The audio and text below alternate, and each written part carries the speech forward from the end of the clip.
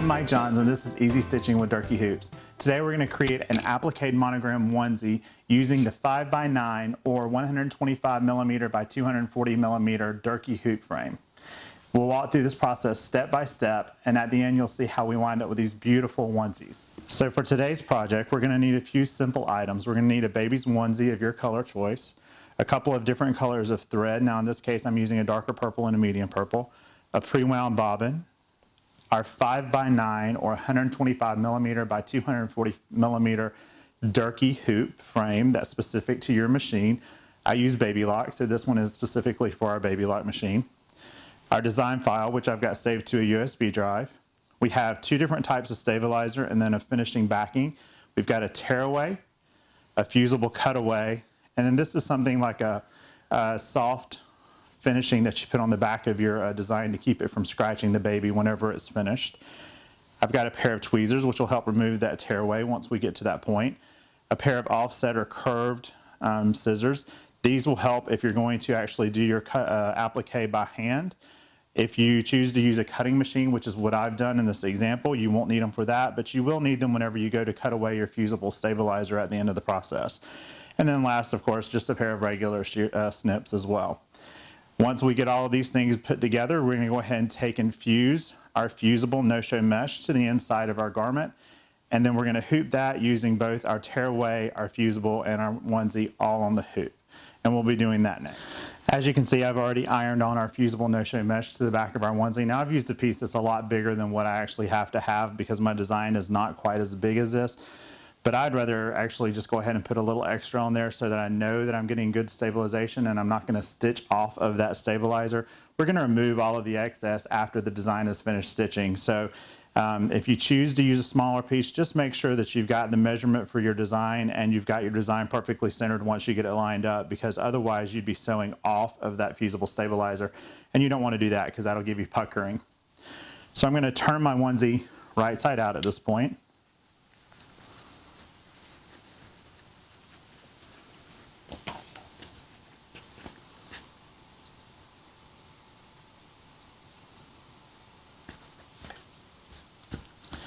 And I like to take my tearaway stabilizer, which if you notice is a little bit bigger than what my onesie is.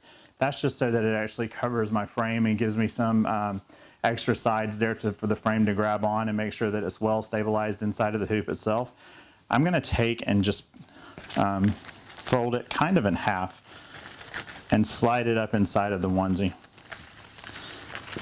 And once I kind of get it where I want it, then I'll unfold it.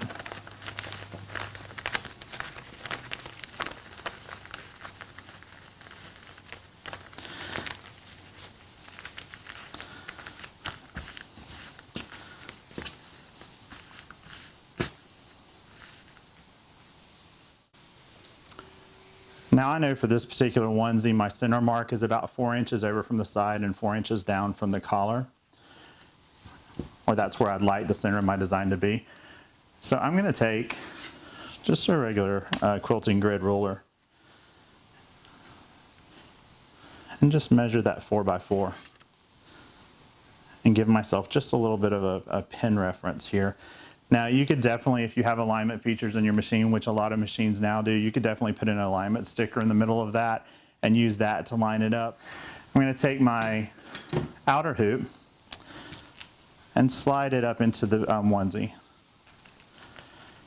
Now I'm going to use my hoop to kind of eyeball where that falls. Okay. And I've loosened that bottom frame a lot so that I actually have plenty of extra space to slide this frame down in, because the one thing that I don't want to do is I don't want to stretch my knit fabric when I go to hoop it. So I'm pretty happy with that. I know how big my design is, and I know kind of if I have the center of my design here, it's going to fit with no problem. So at this point, I'm going to tighten my thumb screw. And if you notice, I did not pull at all on the fabric as I went in and hooped it. If you do pull it, you'll wind up getting puckering once you release the fabric because of the knit, and the knit has two-way stretch. Once I get that thumb drive or that thumb screw tightened, I'm going to take this over to the machine, and that's where we'll start up next. Okay, next we're going to load our frame onto our machine. Now, I like to actually do this so that my arm of my machine is going through the bottom of the onesie because I have more room than going through the neck. So that's how I've actually loaded the design on my machine as well, and I'll show you that in just a minute. So I'm coming in, I'm making sure that the frame is, or the bottom of the onesie is below that arm. I'm going to slide my hoop in and it locks. Now I'm going to remove my little pin here. Okay, so at this point we're going to load our design. Like I said at the beginning, I put my design on my thumb drive, so I'm going to load that into my thumb drive on my machine. Here's my design. I'm going to set it. And as I mentioned, I inserted this onesie with the bottom opening as what went first over the arm of the machine, so I need to make sure that my design is rotated to match that, which is easy to do. And I'm going to hit OK. Now this is applique, so I do need to throw in a couple of stops just so that my machine doesn't keep going. Some designs are pre-digitized with the stops in, but I actually digitized this design and did not add the stops, so I'm going to do it in my machine. I'm going to choose embroidery. I'm going to use my magic wand to tell it what I want to do as far as colors. I know that this is my actual heart-shaped design that's in the back, the scroll work. I'm going to do that off of the darker purple. So that's my color number 9 on my machine. And then this is my actual placement stitch for that applique portion of my monogram. I'm going to do that as 9 as well, just so that if anything does show, I want it to look like it belongs. And then this next piece, this is my actual tack down stitch for that applique piece. I'm going to do that in my finishing color, which is 10. And then of course the satin stitch for the applique, which is my finishing color 10 again. And I'm going to hit OK. Now at this point, the one thing that you do want to do is you want to make sure that you trace your design inside of your hoop. This is a secondary hoop, meaning that the machine does not recognize the size hoop that I have on here. So make sure that you go through and trace out your design to ensure that you have plenty of room around the head of the around the needle itself so that you don't hit the frame. This is what I mean by tracing your design. So I'm looking at my number 10 needle here, and I've got plenty of room as it goes around, and I know I'm not going to hit my frame.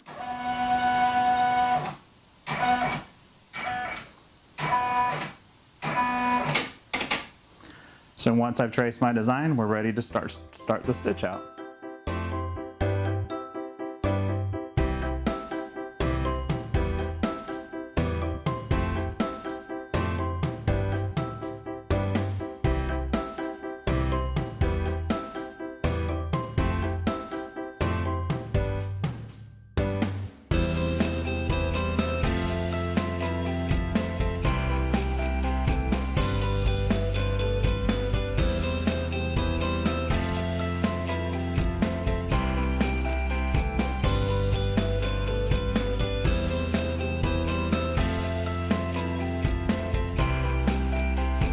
Next, the machine will stitch out our placement stitch.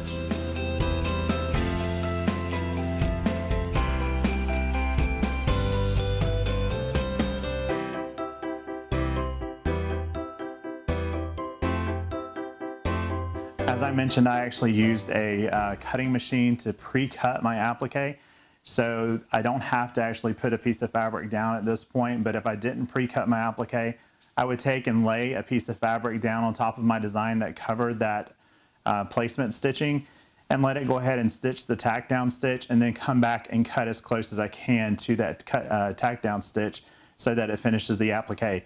But as I said, I went ahead and used my cutting machine, and we'll go ahead and put that cutout onto our fabric next. So here's our placement stitch that's been stitched out on our design, and then here's my pre-cut applique piece that I did with my machine. On the back I had a peel and stick wax coating that I have to get rid of, so I'm going to do that first. And then I'm just going to take and line up, using my placement stitch as my guide, line up my applique piece here.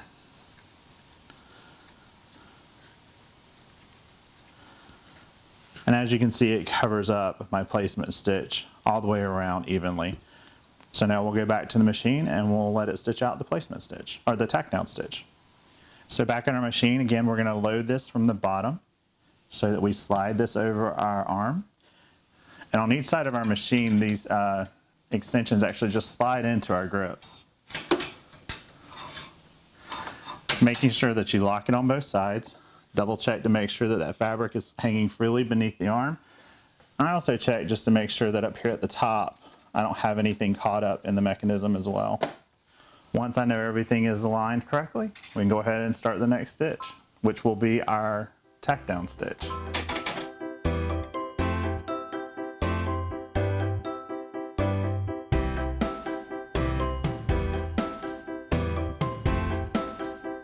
You can see that that tack down stitch caught our fabric all the way around, and that's going to help hold that fabric down. Now there is a little loose stitch right here at the very beginning, but that's not going to matter because we're going to cover that up with our satin stitch in this final stitch, which we're going to do now.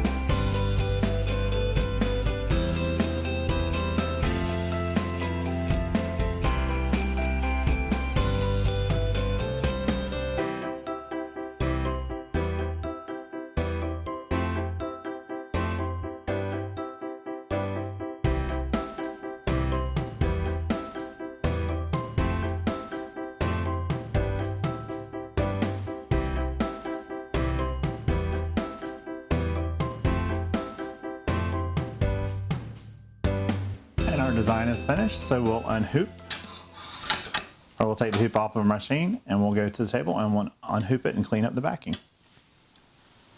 All right, so here's our finished project, which I think looks great. We're going to go ahead and take it and unhoop. To begin with, we're going to loosen our thumb screw. And then that top hoop will just slide right off. We'll remove the bottom hoop. We're going to go ahead and turn our project inside out.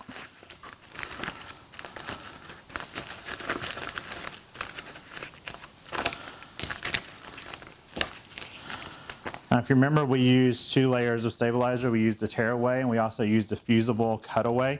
So we're going to remove that tearaway first.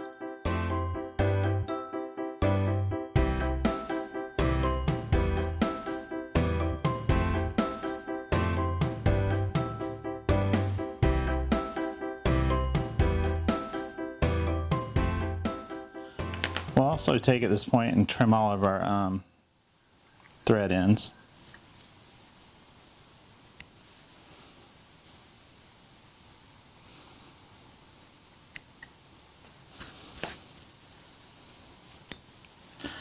For the fusible, if you heat the fusible back up, the sticky on the back becomes pliable again. So what I'm going to do is I'm going to take this over to my ironing surface and I'm actually going to heat this very lightly, pull this back, and wind up cutting just about 1/4 of an inch around my entire design. As you can see, I've actually taken and trimmed away my cutaway fusible about 1/4 of an inch or so around from the entire thing. The last step in the project is we're going to take something like Cover Soft, and what it does is it protects the skin against all the bumps of the embroidery, especially where the knots are, where the machine tied off of our thread. This is a fusible product, so we'll go ahead and fuse that on, and I'll be right back with the finished product. Okay, we got that fused. We got our backing fused onto our garment. It's nice and smooth now, so it won't irritate the baby's skin. We'll turn our project right side out.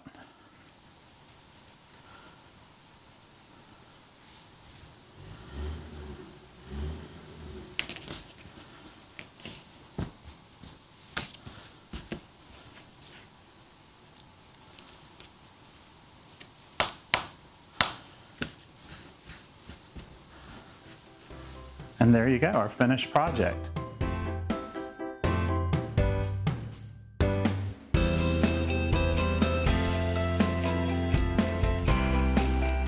I hope you've enjoyed this video as we've created this applique monogram onesie using the Durkee 5x9 or 125mm by 240mm Durkee frame.